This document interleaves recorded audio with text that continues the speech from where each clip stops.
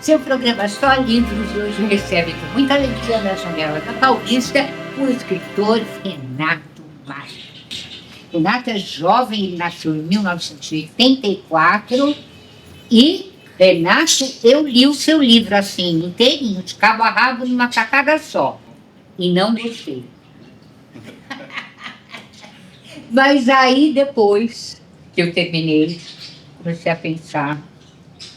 Falei, não, eu gostei muito. É porque é muito intrigante. Mas você já dá toda a dica aqui, né? Histórias que um pessimista contaria aos seus netos se tivesse tido filho. Então, se tivesse decidido ter filhos, né?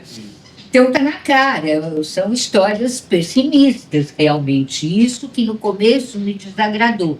Mas mesmo assim, ele me prendeu de uma maneira, sabe? Porque a tua narrativa é deliciosa. Muito bom. É uma delícia de ler.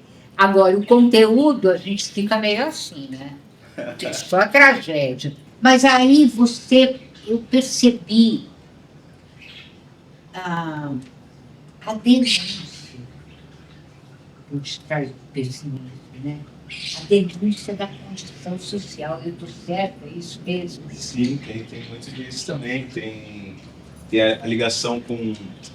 O que me incomoda muito atualmente é que você meio que é obrigado a ser feliz e que ter esse modo good vibes only, que é o que manda na sociedade atual.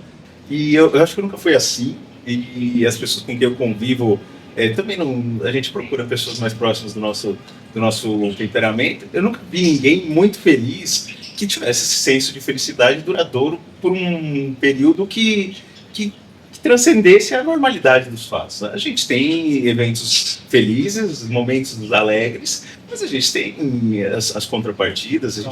Se você estivesse feliz o tempo inteiro, não teria o contraponto. Então daí não existe felicidade. É como a urgência. Se tudo é urgente, nada é urgente ao mesmo tempo. Você precisa que tenha algo que contrapõe aquilo para que você dê mais valor aos momentos mais alegres, né? Então, eu vejo muitas pessoas muito felizes e vendendo, coaches vivendo disso, ganhando muito dinheiro, vendendo um aspecto de que se você não é feliz, a culpa é sua. Não é porque os eventos que comandam e o acaso que comanda a nossa vida. É você que está fazendo algo errado, por isso você não está sendo feliz. Então tem um pouco disso. Esse título é uma provocação também, né? É uma espécie de pôr em xeque a própria condição humana, né? Eu me vejo num atual momento da minha vida que eu estou discutindo com a minha parceira a reprodução. A gente está pensando em ter filhos. E aí eu juntou tudo nesse ambiente do livro. Qual é o legado que eu quero deixar, né? Eu quero ser essa pessoa otimista, mas um otimismo meio cego, meio ingênuo, ou eu quero quero contrabalancear esse mundo que a gente vive, que vende essa positividade como algo necessário, extremamente necessário e sem o qual não é possível viver, contrabalancear com um pouco de pessimismo, um pouco de sátira, um pouco de crítica. E eu decidi ser essa segunda pessoa, né? Aí essa resposta vem no livro também. Mas o livro só tem história, não tem nenhuma história alegre.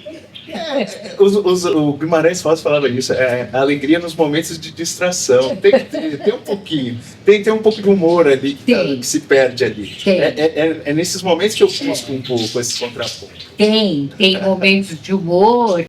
Não, é uma delícia de ler. É uma delícia. E é surpreendente nesse aspecto, né? Porque ele traz essa coisa, de repente, de que nada dá certo, tudo dá errado, né?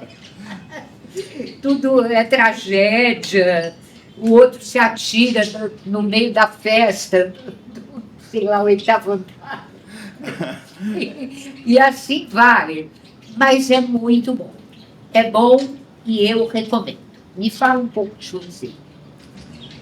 Tua formação, teus objetivos, novos projetos de literatura, vamos lá. Eu tenho uma história um pouco ortodoxa, assim, porque eu vendo a Office Paulista, meu pai era metalúrgico, eu tenho uma vida ligada ao trabalho industrial, de certa forma.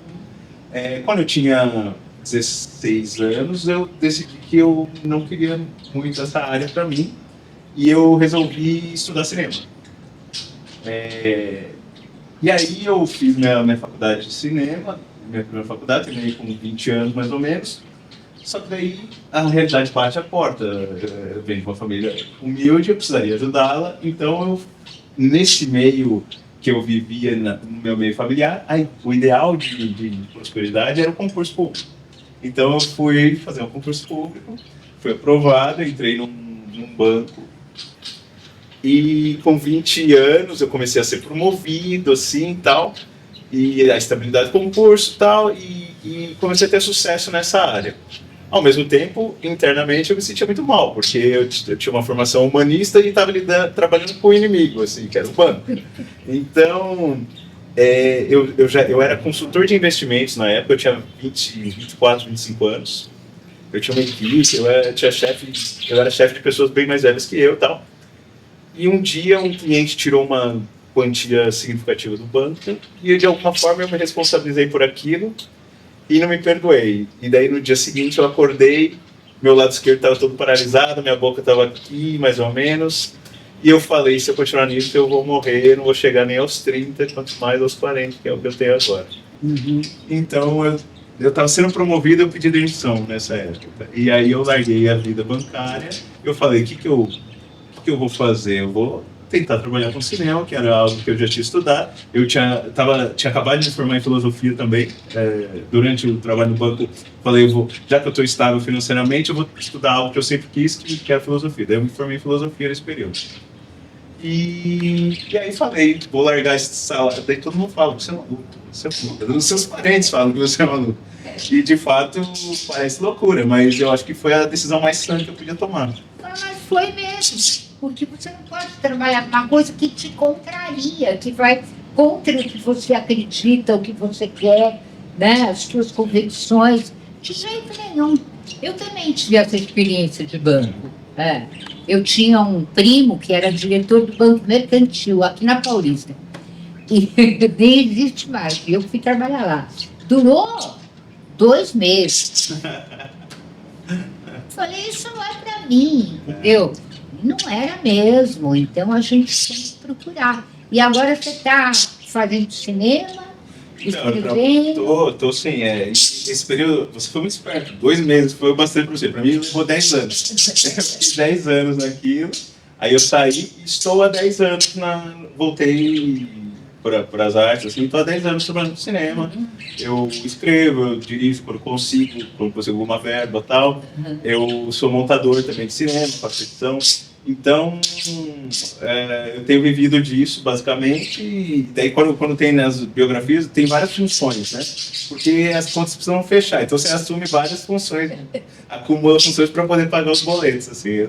Eu tenho vivido disso há 10 anos, a literatura foi algo que sempre esteve na minha vida de alguma forma, mas nunca formalmente, e até que surgiu a oportunidade. Eu lancei um primeiro livro há uns 2 anos, é uma coletânea somente de crônicas, e aí resolvi lançar esse agora nesse momento. Parabéns! Leitura que eu recomendo para você aqui no programa Só Livros da sua FM TV. E você já sabe como é que é, né? Você sabe. Eu só recomendo o livro que eu li e gostei, tá bom? Então, Renato, muito obrigada por ter vindo aqui dar seu depoimento. Sucesso com o seu livro. Leia, porque você não vai conseguir parar. Que bom.